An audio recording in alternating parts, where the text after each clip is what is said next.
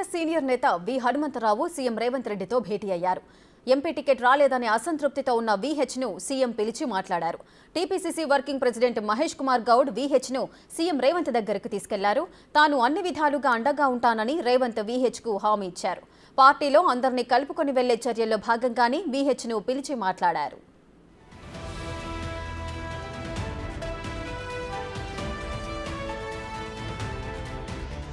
మరింత సమాచారం మా డిప్యూటీ బ్యూరో చీఫ్ సాదిక్ అందిస్తారు. సాదిక్,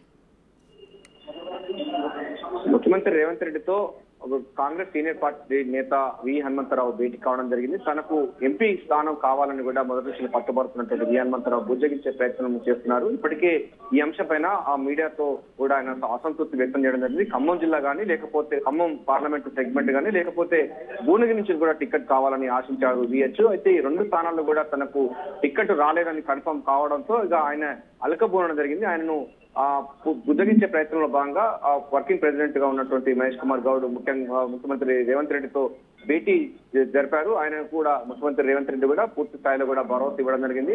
పార్టీ అన్ని విధాలా ఆదుకుంటుంది, పార్టీలో సముచిత స్థానం కల్పిస్తామని కూడా ముఖ్యమంత్రి రేవంత్ రెడ్డి అయితే విహెచ్ కు సర్ది చెప్తున్న పరిస్థితి కనబడుతుంది. ప్రధానంగా బీసీలకు సరైన టికెట్ రాలేదని కూడా వి హనుమంతరావు గత కొద్ది రోజులుగా మీడియా ముఖంగా ఆరోపణలు చేస్తున్నారు. కేవలం దాన నాగేందర్ తో పాటుగా సురేష్ కుమార్ షెట్కర్ జైరాబాద్ సంబంధించిన 2 మాత్రమే బీసీలకు ఇచ్చారు. 17 పార్లమెంటు స్థానాలకు గాను 2 మాత్రమే బీసీలకు ఇచ్చారు. మరో 2 కావాల్సిన అవసరం బీసీలకు ఉందని కూడా మొదటి నుంచి కూడా పట్టుబడుతున్నారు వి హనుమంతరావు.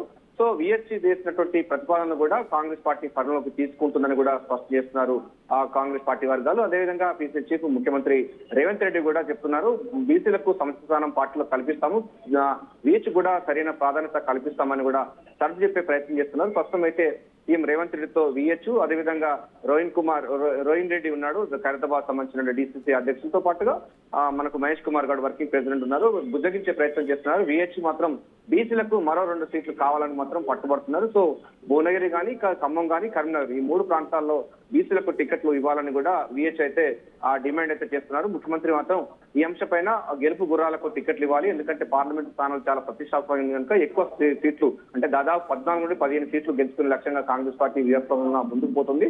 అందులో భాగంగా సోషల్ ఇంజనీరింగ్ చేస్తాము, డెఫినెట్ గా బీసీలకు సముచిత కల్పిస్తాము. అంతేకాకుండా ప్రభుత్వంలో కూడా వారికి మరిన్ని కూడా పదవులు వచ్చే అవకాశం ఉంది.